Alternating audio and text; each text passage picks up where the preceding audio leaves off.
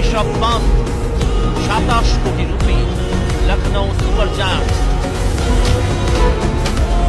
Shreyas Iyer 26 crore 75 lakh rupee Punjab kings. Harshdeep Singh 18 crore rupee Punjab kings. Yuzvendra Chahal 18 crore rupee Punjab Kings.